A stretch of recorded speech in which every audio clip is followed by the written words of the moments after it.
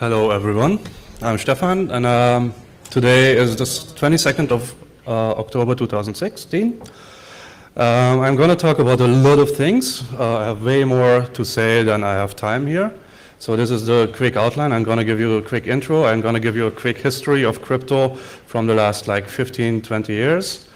I'm going to do a little excursion into threat models because I think this is super essential. I'm going to show you something on which some experts agree. I have as an example, as a case study, I have PGP of how much it sucks today. And then I'm going to show you some solutions of the problems that we have identified years ago and still not being addressed. And then I'll show you some of my own development, which is Project Pitchfork. And also the fun stuff of how to break this Pitchfork thing. But I think Travis at the keynote made a really good case of how easy it is actually to break these things. And yet, I believe that it's still feasible to do some cryptographic operations on these kinds of consumer-grade embedded systems. So, I've been on Unix since '95, not touched a Windows machine. I've been doing telco security development. I've been doing OPSEC and ComSec trainings with NGOs, journalists, and bureaucrats from the European Union. This is basically teaching them how to use encryption, how to use all kinds of OPSEC tools. I've been involved in founding some hackerspaces. I've been doing for the Hungarian Academy of Sciences some embedded systems working group stuff. I do break crypto and I also build it, and luckily there's no big adoption because, you know, with crypto it is you should never develop it. I'm breaking this rule a lot, but luckily not many people are using that. And I did play and break a lot PGP and other crypto. So this is going to be a crypto talk, but I promise you there will be very little math this time. I really love math and crypto, but this time I'm not going to do that. So a little bit of history. Before Snowden, when I talk to NGOs, journalists, or anything, then we usually, and doing the trainings, we usually recommended to use PGP, Tor, OTR, some other stuff. But we always said that you need to be careful with this stuff if you have like a GPA, global passive adversary, as your enemy, then you will be in trouble if you use PGP. You will be in trouble if you use Tor, because global, even passive adversaries will be able to de-anonymize you and will be able to read your email. So this is only useful what we teach you if you are going some less technologically developed government or organization as your adversary than, for example, any of the countries in the Five Eyes alliance of the Americans. So post-Snowden, actually it turned out that the adversary is not passive at all. Well, we knew that for a long time. We told that people didn't believe that. The adversary doesn't have to be global either. There's a lot of tools that are commercially available. We know about Finfisher, we know about Hacking Team. All kinds of dictatorship are able to buy this stuff and operate against their own citizens with this. So you don't really have to be the NSA. This is absolutely feasible for also countries like Hungary. And then after Snowden, everyone was interested. We have this explosion of cyber and crypto tools, and all the web developers started to develop their JavaScript crypto engines. You have PGP implemented in JavaScript and all kinds of other stuff. This is really horrible because what is a browser? A browser is nothing else than a remote code execution engine that is outside of your DMZ. This is something that you expose to the most evil crap that you can find on the internet. And some people believe that doing crypto in this is a good idea. I really seriously doubt that. So we have a lot of crap coming out from these JavaScript developers and all kinds of other people. But we also have some really nice gems and really nice tools that are actually making a difference. And they have already adjusted to the post-Snowden new world. So, and for me the most disappointing is that post-Snowden actually people did not give up on Facebook, did not give up on Gmail, did not use a hammer on their mobile phones. So these companies that are spying on you and are cooperating with them, with the spies, are actually still making profits, and this is super disappointing for me. And then all these people working on these things, I think they're doing something kind of wrong because they're still addressing a pre-Snowden world with their pre-Snowden tools, while we should actually consider the future already. Yeah? And for example, quantum computers is one of the big threats. I'm not so sure when it will come, the dawn of quantum computers. What quantum computers mean, if we get to that point, that all the algorithms we use that are based on RSA, all the algorithms that we use that are based on factorization of integers, and all the algorithms that are based on elliptic curves, they will be broken in polynomial time.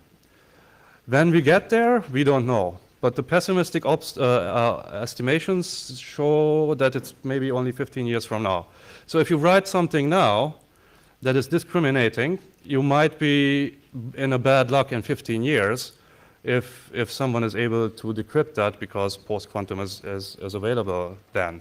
And it doesn't need to be, I don't think, for example, here in Hungary, the Hungarian government doesn't need to develop post-quantum capabilities. There's alliances, global alliances, where you have these capabilities and where you can actually have access to that. So I'm not so sure this is post-quantum will be only affecting a few people and a few nations. It will be all over the place. So instead of developing stuff in JavaScript for browsers that doesn't make any sense post-Snowden, we should actually do something more sensible and more future-proof. And I want to go into a little side channel, and I want to talk about threat models, because when you look at any kind of security tool, I think threat models are what are missing. You get promises that we protect you from all kinds of viruses and malware, and we do mitigate against these kinds of threats. But what you're never told is by mitigating a threat, you actually introduce some kind of tool, device, or program which itself also has an attack surface. So for example, my favorite example that we all know is viruses, antivirus software. Antiviruses promise you to protect you from, I don't know, old viruses, not 0 days, of course, but something that has been seen and that is actually quite boring. But at the same time, it runs system level, it downloads stuff from the internet. It is one of the most perfect backdoors that you can imagine. And if you consider this as a threat model, then you might find out that the protection from old viruses is probably not worth it when you consider that you open up a backdoor for anyone who wants to actually get into the depth of your system. So I think applying threat models to antiviruses is something that we should do. And if we do this correctly, then we might find out that we don't want to install or apply antivirus tools. And this applies to a lot of other security technologies, where you get the marketing that we mitigate against one threat, but you are not being told that we render fonts in kernel memory. Huh? So this is a very simple threat model for security tools that you should always have in mind. You should ask what threats the tool mitigates. This is, of course, always in the marketing material, but you should also ask what new threats are being introduced by this mitigation.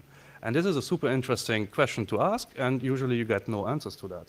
And if you see a tool that actually cares and considers these introduced threats, you see that this is a tool where something or someone had made a thought process that actually considered this also, what kind of new threats we expose you to.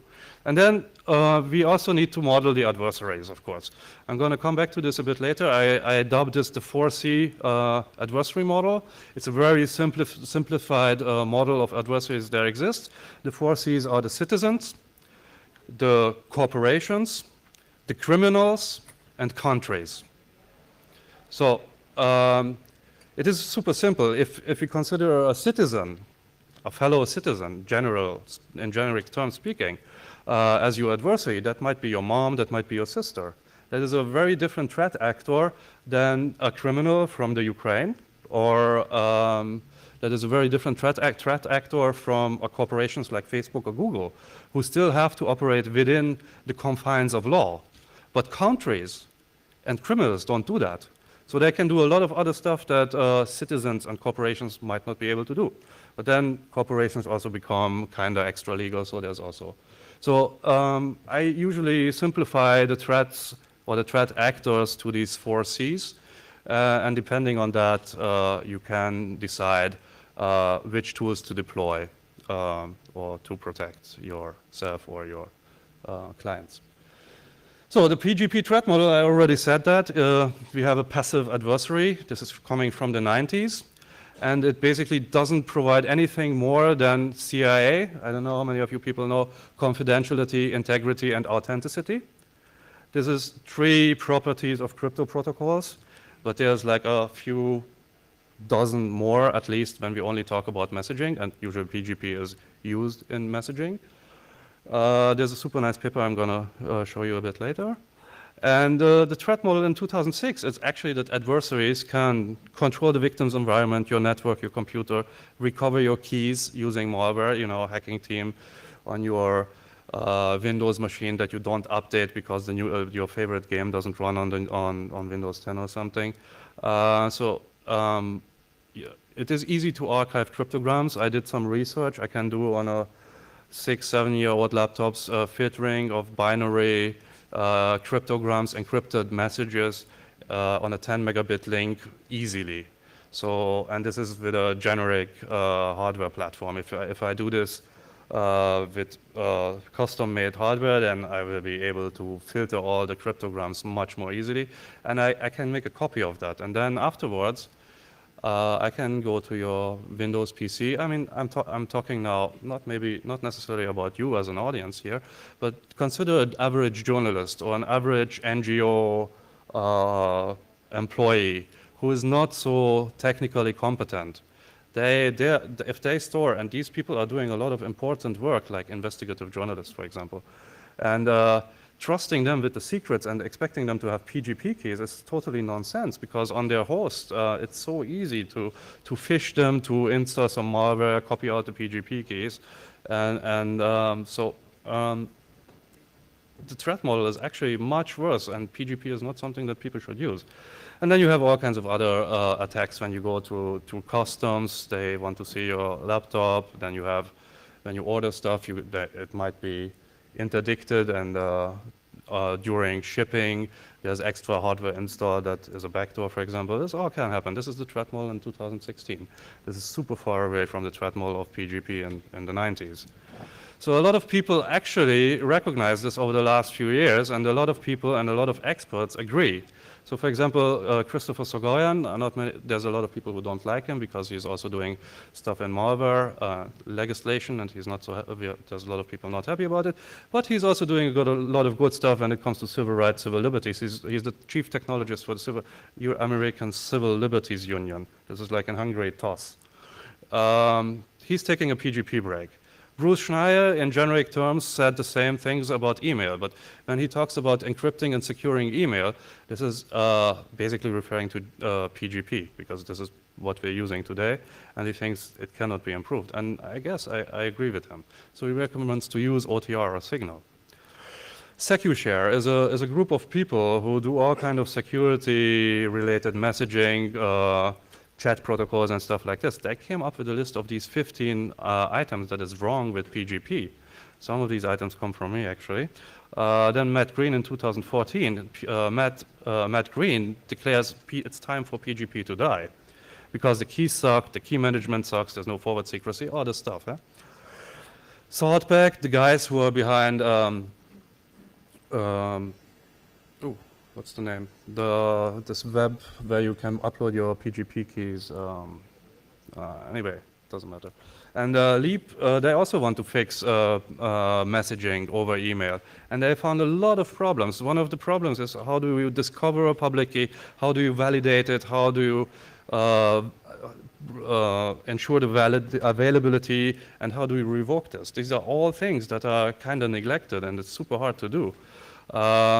What do you do with the data that have been sent to you with an encrypted key, do you want to read it on a different device? Then you have some problems. You might have to move your keys, or you have to do some other things.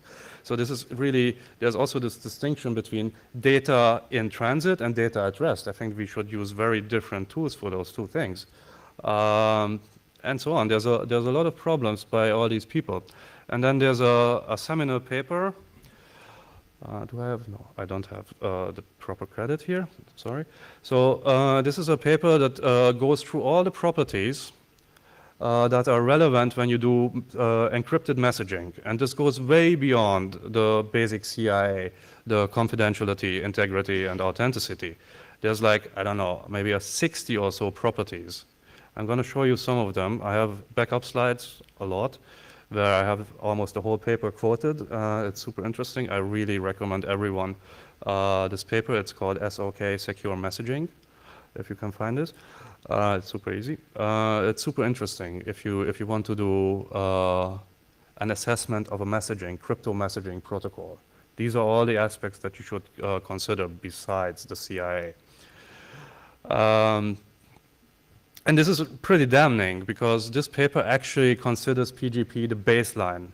Anything below that is you should not use, but this is everything else that is above it has already some improvements, and so this is like the bottom of the pile where we can only improve from.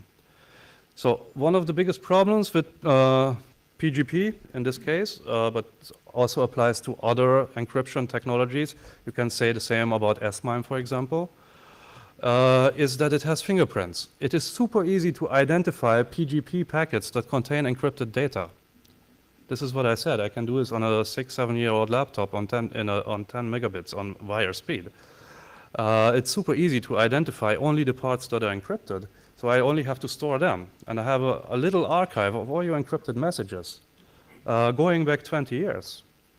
And if you do something that I don't like, whistleblowing, anti-corruption stuff, I don't know, whatever, I might be able to recover all your compromising emails that you sent 10, 15, 20 years ago, because it's so easy. It was easy back then, it is easy now. So there was already in 2003 a solution for this, or halfway a solution, PGP Stealth by Hastur, a cypherpunk, a fellow cypherpunk. He actually tried to remove all the damning metadata from the PGP packets. This has never been included in PGP, in the RFC 4880. But it's super important and still not included, and maybe there will be. The PGP guys always say, but it doesn't matter because you send all my mail with a TLS encrypted link, so no one can see the plain text metadata of the PGP packet. How many of you have actually do know if a mail server TLS certificate fails, what happens? They fall back to plain text. So it's actually pretty easy to man in the middle, because there's no verification. You don't get pop-ups, the certificate is wrong, the fingerprint is wrong, or something. It has to work, and people expect that. So it's usually really badly configured. And when we talk about email, we're always talking about two parties, the sender and the receiving party. I can attack both endpoints. One of them will be weaker than the other one. So it's not so difficult, and it's not such a good protection as TLS. And then there's SALT, Dan Bernstein's library from a few years back, which is based completely on elliptic curves. And actually, this solves the problem super nicely. If you look at, does this work? Yes. If you look at, this is the structure of a message. You have a nonce that is 24 bytes, entropy. You have an ephemeral pub key that is always generated freshly for every message. This is 32 bytes entropy. You have a ciphertext, which should be entropy. And then you have a message authentication code, which should be entropy. So a message based on SALT, because NaCl, natrium chloride, is pronounced salt, is completely entropic. You know what that means. Measuring entropy is actually much more difficult and needs multiple runs over the same data to find out the entropy. This is something that you cannot do on the wire. This is not something where you can pick out, oh, pattern matching. you don't, with a normal metadata of a PGP packet. You see it, you extract it, and done. But if you only have entropy, you don't even know if it's entropy because you have to have multiple runs over the data to find out, oh, this is really entropic. And then you only know it's entropy. You don't know what is inside, what kind of coding has been used, et cetera, et cetera. So this is much better. And then, of course, there's also the improvement of using alligator curves because the pub key itself is a huge number, a 32-byte number. But it is detectable. It has a certain format. The most significant bits have a very distinct structure. So you still can identify a pub key, actually, because of a few, maybe 3 or 4 bits, having a certain structure. It's not so much, but it's still a little bit of foothold for actually fingerprinting. And this can be completely eliminated by using alligator curves, which is a transformation on a normal elliptic curve that makes the whole lose all structure and become completely entropic. So there's another problem. You have key discovery and validation with PGP. How do you find a key? You go to the PGP key servers. PGP key servers are infested with all kind of fake keys. You can't trust it. You might not know if you really get the key that is served to anyone else. With SALT or elliptic curve-based keys, the whole key is 32 bytes big, as I said earlier. That is super nice. You can put that in a tweet. You don't have to mess around with fingerprints. You can send the whole key instead of just fingerprints. There's another super nice protocol that I like a lot. It's called SafeSlinger.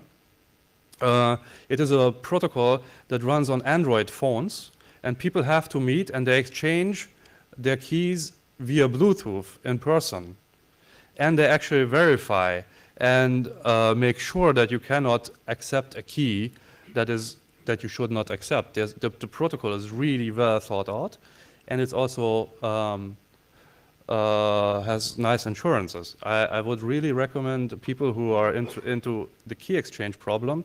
This is a super nice real-world practical solution to that. The only drawback with this is it runs on a mobile phone. Whoever wants to run sensitive or store sensitive stuff on a hardware device that is not controlled by themselves, I have no idea. But the same is also true for cloud solutions. Yeah. So this is the only drawback. So if anyone implements SafeSlinger on a different device, that's a super nice thing, actually. I think I did that almost. Minilock is also super nice, has a super nice idea. If it works or not, I don't know. It doesn't have any storage. You don't store a key anywhere because it's always computed on the fly from your user ID and the password. And so that means you can sit on any device. You don't need to move keys at all. But then you can do brute force offline attacks against the password, of course, and the user ID. The user ID is probably not very secret, and the password, if you use a bad one, should be possible to actually. So I'm not so sure. It is maybe this is for the lower 3 Cs in the adversary model. It's a nice OpMSG is a super nice tool that has a lot of nice features, and it actually considers all the problems with PGP or some of the problems with PGP and has super nice answers to that. It includes forward secrecy. It actually has a proposal. I think it might be a joke, and if anyone is playing bullshit bingo, you can say that. You can say bingo now. I say the word blockchain. They use the blockchain as a web of trust, which is also an interesting experiment, I think. And something that I also did in another tool that I also developed is being a GPG chameleon. You develop your crypto tool, and you want it to be compatible with all the existing solutions like Enigmail and all this other stuff. What do? You have the same command line interface as GNU-PG, and then you make a soft link on it. And then instead of invoking GNU-PG from the 90s, you invoke a tool from the 2010s. And it will work mostly transparently in the existing GPG applications. So, and this is a super nice thing, I think. I call it a GPG chameleon. And you can do even more than that. And I'm super excited about that because you can actually do such a chameleon that is marshalling between all kind of these crypto tools that exist out there. And you can say, I want to use PGP, I want to use opmsg, I want to use Minilock. And depending on what you want to use, it automatically and transparently marshals this. Oh yeah, Keybase. Keybase was the one that I was looking for. So Keybase is also interesting. Keybase has a different concept. Keybase actually binds your key to public identities. So you can verify your Twitter account, your GitHub account, your website, and all Facebook account, and anything else. And you say that this key is mine. This GitHub, I am this GitHub person, I am this Facebook person, I am this Twitter person. And this is a super nice thing because I can discover your key. I go to GitHub. Oh, this guy uses Keybase. I know this guy, so I'm sure that this is his key. So this is a super nice idea for identity binding to the keys, I think. Konix is actually a protocol from the Netherlands, and it's a super nice protocol. It's a bit complex. There's no specification, or very little specification, and there's very little public code. I've been invited to with a Swiss university to work on this, but I'm a bit disappointed because this is a super nice and unfortunately also a bit complex protocol, but it solves a lot of, or it has a lot of very positive attributes. Actually, it has, from this messaging paper that I was referring to, it actually satisfies almost all attributes except for like 2 or 3 that I list here. And that is super impressive. I'm going to show you later, if I have some time, what this means actually and what kind of attributes we're talking, but this is only for the question and answer time. So identity problems with PGP, they are mixing up repudiation and authenticity. With PGP, you can send a mail that is not signed, and then there's no authenticity, but you can repudiate the message. You can say, I've never sent this message. But if you want to have authenticity, then you have to sign it. But it is a public signature. And a public signature means that you cannot repudiate the message anymore. You cannot say, I did not send this message. And this is a super bad thing. Actually, what you want is having repudiation and authenticity separately from each other, where you can choose if you want to have authenticity and repudiation or non-repudiation. And this is not possible with PGP, actually. This is a super bad thing because you might be sending something to your peer who needs to be sure that this message comes from you, but no one outside of you too should be able to say, yes, you sent this because your signature is on there. With PGP, you cannot do that. And then you can also do all kinds of identity misbinding attacks and surreptitious forwarding attacks. Like, for example, when I send a mail, PGP encrypted and signed to Alice, saying, I owe you $1,000. And then Alice takes this mail. No, I don't owe you. You owe me $1,000, and this is true. But then Alice takes this mail and sends it to Bob, and the signature is still mine. So Bob thinks that I sent him a mail saying that he owes me $1,000, and it's signed by me. It's not from Alice. And he cannot verify this, for example. You can do all kinds of shenanigans with forwarding signed emails, because you don't know who the addressant was in this case, and you can play with that.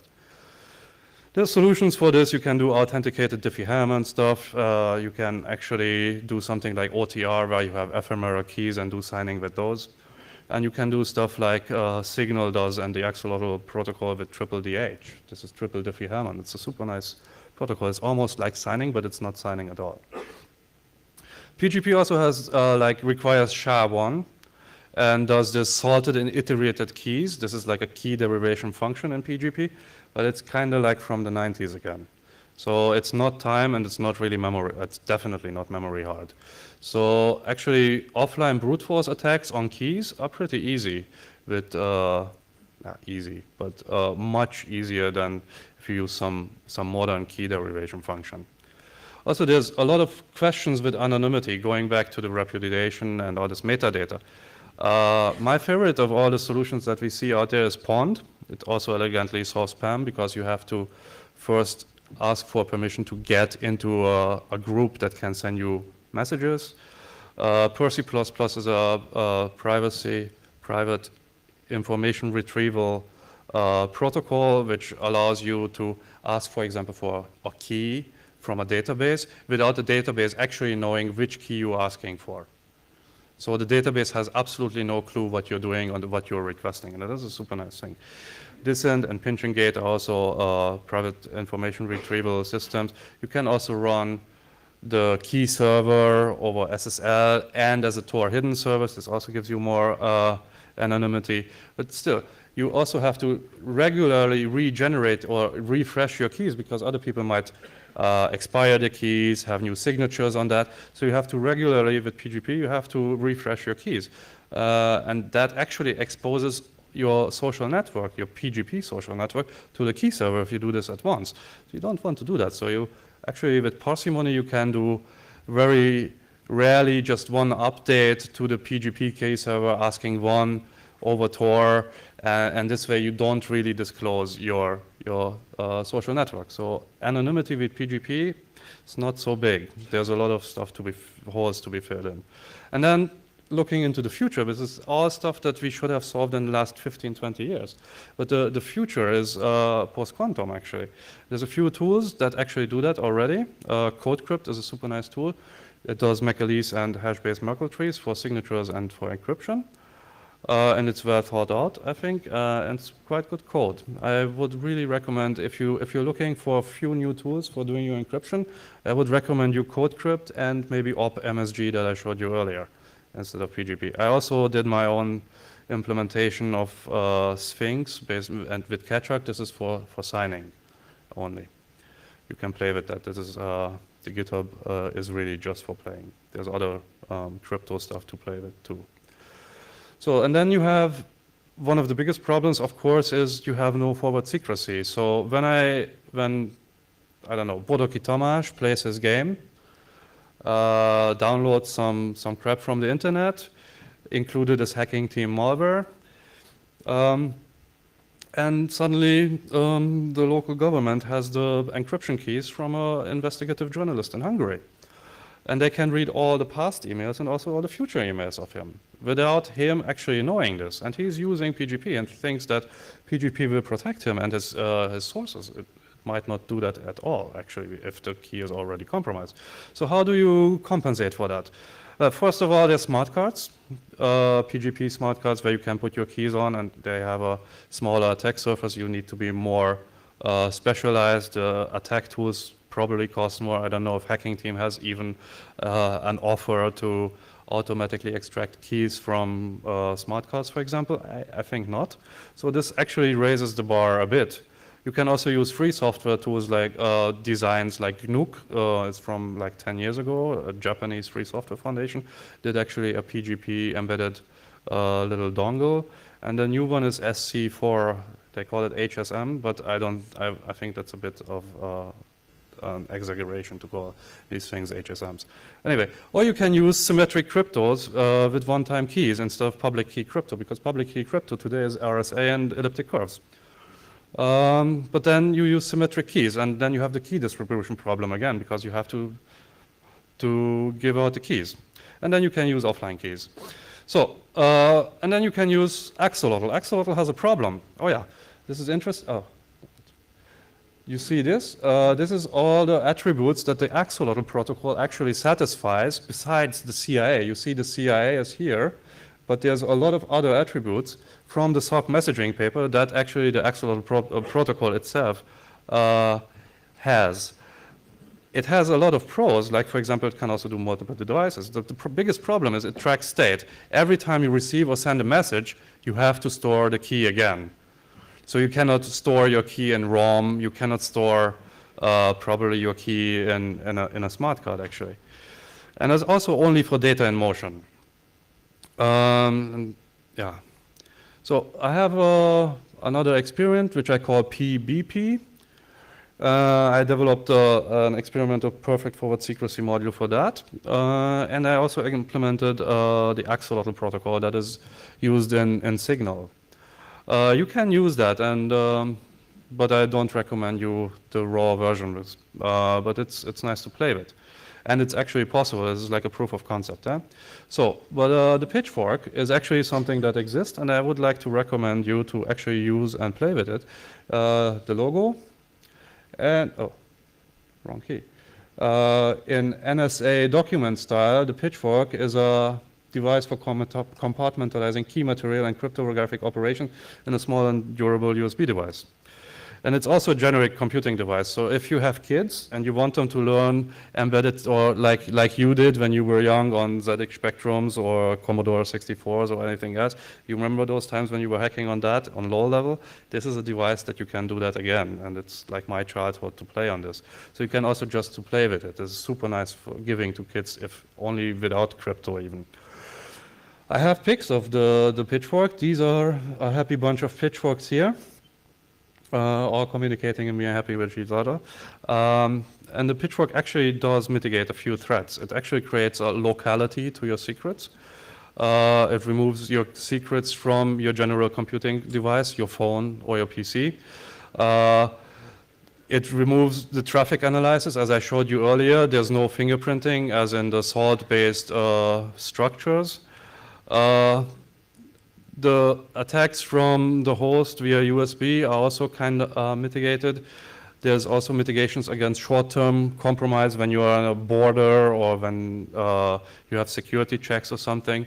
And we also have mitigations against backdooring during production or shipment, because you can, the whole thing is free software and free hardware. You can buy all the stuff locally, and you can build this in your home, in your kitchen. So you can get around of being most of your hardware being intercepted and backdoored while it is being shipped to you. And it also should resist quantum cryptanalytic attacks, as I was one of the requirements. So it's free software. Actually, it has a threat model. There's a long document of all the weaknesses and the assumptions we make about the attacker. This is what I said in the beginning when I talked about threat models. You also have to consider what kind of new attack vectors you introduce, and you need to harden those as well, or eliminate those. So the pitchfork actually has a threat model. It's quite extensive. One of the biggest things is you never have key signing parties again, because it has a 2.4 gigahertz radio and all kinds of other hardware. I'm going to show you that. It has, yeah, let's go a bit quicker. So regarding crypto, this is all post-quantum. This is a CECUP-Q1 is a post-quantum key exchange, which is based on New Hope, which is post-quantum. And it's concatenated with a traditional elliptic curve Diffie-Hellman key exchange result, and the whole thing is hashed. So that means if cryptanalytic attacks become feasible, this part will fall. And this is a pretty new protocol. So if there's flaws in that, and this falls, but we are still within 15 years, this will still protect you. So if either one of those fails, you still have a protection because the other one protects you. Both of them fail, then of course we have a problem. Sphinx is for signing. Axolotl is perfect for what secrecy we have based off elliptic curves. The elliptic curves are based on the curve 25519. There's Kachak, which is also used in SHA-3 and Blake and Ixar. So these should also be post-quantum because they are symmetric or definitely not asymmetric. Okay, so hardware design. I'm going to skip through this very quickly. This is the board.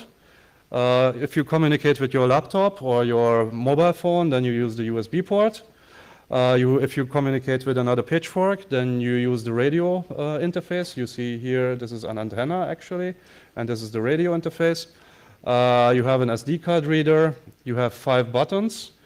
The 5 buttons are used for inputting and unlocking passphrase. This is the Guitar Hero version. This is you have to press all 4 buttons in some kind of at the same time. But since you cannot press 0 buttons, if you want, this is hex digits that you can enter with this, right? From 0 to F. But how do you detect the digit 0? You cannot detect the digit 0, so we need a clock signal, and this is why we have the 5th button. So you first press your Guitar Hero, whatever you do, and then you press the clock signal, and then whatever you press gets read out. And this is a super nice thing because it has the benefits that, first of all, you use your muscle memory. Second, you can do this in your pocket. No one can shoulder surf your entry of your PIN. And third, you enter hex binary digits. That means if you have a password that is, or an entry phrase that is 10 digits long, that means that's 5 bytes. That is 40 bits of entropy.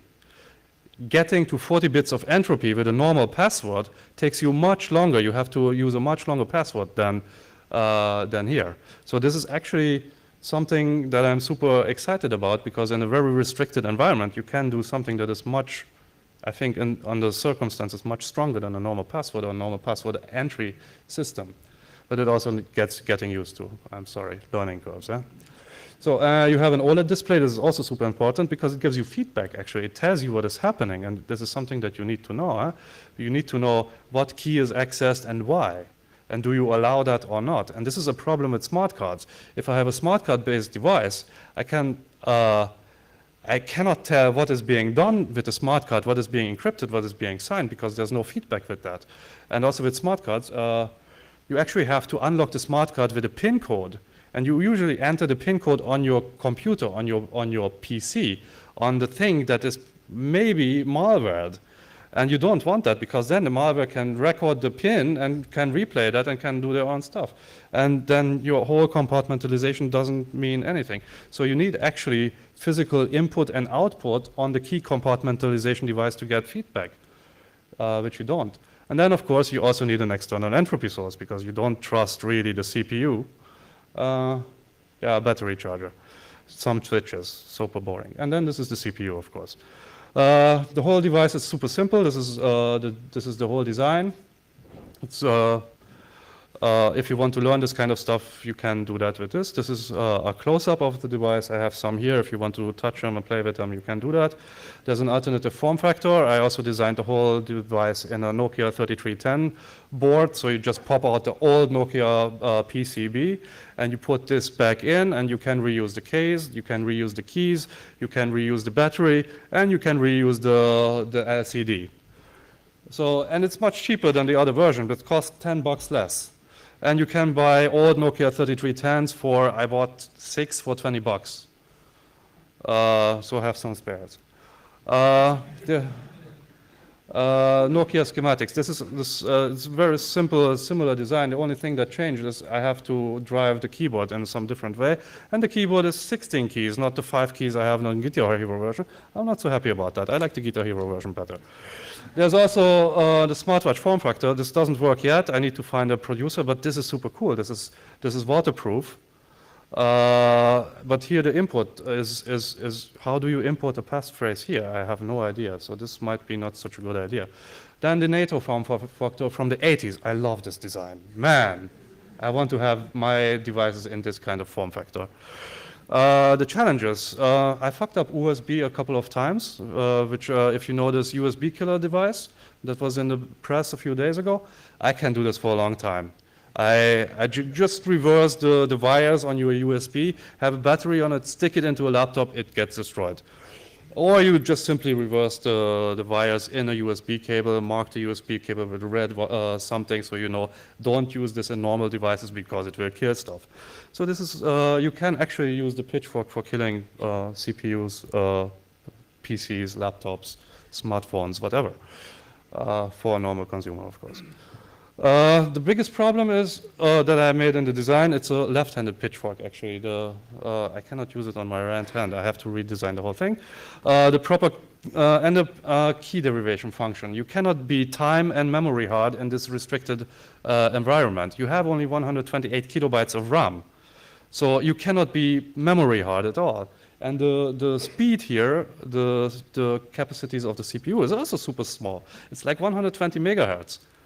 So this is super easy to actually parallelize and do special hardware for this to break the passcode. This is the biggest weakness, and I have no idea how to solve this. Of course, if you use a strong passphrase, it's still a good protection. But that's the last line of defense. And the GUI is a bit of, I'm not such a GUI guy, I'm a CLI guy. And it has the project itself, it's called Project Pitchforks. It has a lot of descendants and kids. One of them is STFS. It's an embedded file system for these small devices, there's nothing like this available, because all the flash file systems that you know, they are made for Linux, where you have megabytes of RAM. They're made for direct hardware access to the flash, where you don't have any translation layer in between. But in these Cortex M3s, there's a translation layer already, and the whole thing is mapped into memory, so you access them in a very different way. You can also play with libsaxolotl. This is the axolotl protocol implemented. PySodium is the salt wrappers around in Python. I'm the maintainer of that. PPB is the crypto playground that I use for implementing all these things. Saxolotl is the whole thing in Python again. And what is also super interesting, and if you play with embedded systems, PyRSP. PyRSP is a Python debugger for embedded systems. It's like you replace GDB, the GNU debugger. If you don't like that, you can script all your stuff in Python. You can have callbacks for breakpoints, like I want a breakpoint on this address, and if it hits, then I run a Python script. I can do all kinds of stuff. I can change hardware registers and all kinds of stuff, and then seed control back. This is super nice for unit testing, but this is also super nice for all kinds of exploit testings. So if you play with Cortex series CPUs, have a look at PyRSP. You might have fun. There's also support for Intel platforms and QEMU, but I've never used that, so you might have to do some fixing. The Reflow Master is also a side channel or side project. It's actually a reflow controller, so that you can build yourself at home, which is simple to build, and you can use that to later burn or reflow the pitchfork in your kitchen. So this is like the tool chain. We produce the whole tool chain that you can build the pitchfork in your home for yourself. Future plans, all kinds of, I'm going to skip them. There's the most important one is the multiplayer snake, because you have a radio in there, you have a display in there, you have buttons in there. It has to be done sooner or later. And if you're interested in this whole thing, I'm going to do a crowdfunding, which is not for funding myself, but it's basically for funding the production run. I need to order 2,000 pieces, and I can only do that if I have 2,000 orders from you guys in the audience or somewhere else. So there's a crowdfunding campaign, and if you hit this goal of 2,000 orders, we are going to order this. If you are interested in this device, you go to this address. There's a sign-up form. I get your email address, and I will notify you when the whole thing starts. There's a lot of people without whom the pitchfork would never work. 98% of the work has been done by me. The last 2% is all the fuck-ups that I did, and I needed someone else to clean it up. And these are all the people who helped me with that. Without them, nothing would have worked on this. And this is my last section. There's a lot of nice attacks, but I'm going to only quickly skip through them. So the first attack is during production assembly. You can backdoor them. This happens, at least in the US. I don't know, probably also in other countries. We don't protect against plain text leak on the malware at host. So if you write an email on your Outlook and then send it to the pitchfork and you have malware on the host, of course the malware will see the plain text. We cannot protect against that. You cannot actually use the malware for malware cannot ask the pitchfork, hey, decrypt this for me without me actually noticing, because the pitchfork always asks me, hey, someone wants to decrypt with this key, something like this. Do you allow that? Yes or no? And after saying yes, you still have to unlock the key. So there's a lot of stuff to be done. So from the host, it's actually should be pretty difficult to make the pitchfork do something else. There's generic remote code execution mitigations that hold up to some degree and mostly not. But still, it's like a defense in depth with many layers. Some layers will fail, some layers probably not. You can do RCA via the USB interface, of course. You can fuzz that even, that's a lot of fun. You can do actually RCA via the SD card that might be malwared. You can do the same with a malicious FATFS image on an SD card. You can actually probably attack via radio. There's radio missions coming and going out that you can use for at least finding some interesting points of data, if not plain text, but plain text can actually be read out. If you have an SDR pointed at the USB cable over which the plain text is coming and going, you can actually read that out with an SDR. You can intercept key exchanges, but the key exchanges are protected. Diffie-Hellman with a comparison afterwards. So active attacks should not be possible, but you can still intercept them, and later on, if you have a quantum computer, you can try to break them. But since we introduced New Hope, this will probably not hold. You can do man-in-the-middle key exchanges, but this will be detected if you follow the protocol, and the pitchfork doesn't allow not following the protocol. So active man-in-the-middle attacks should be thwarted by the protocol because you're involved in there. And all kinds of stuff. I'm going to skip through because I think I'm run out of time already. You can do this. Breaking the pitchfork is a lot of fun. So if you don't want to use it for crypto and don't want to use it for your kids, it's still fun for breaking and playing with it. Lots of other attacks. Even more. So this is like a how-to of how to break all these tools, not only mine. Huh? So my conclusions to finish up quickly is I love diversity. So actually all the crap that came out after Snowden produced a lot of crap, but some of them are gems. And this diversity, it's always like that, right, with diversity. You have a lot of average stuff, but you have some evolution that actually points forward, and this is the good thing about diversity. So I would really recommend you, and also it's OPSEC-wise, it's really nice if we diversify our tools and not put all our layers into the PGP basket. Of course, it's super fun to build and break the pitchforks, and the campaign I already noticed, and these are my contacts, and just for irony, I included a PGP key for you. And so here I open up for your questions. Have shitloads more of stuff to show you, maybe outside, maybe later, maybe in a different talk. Thanks.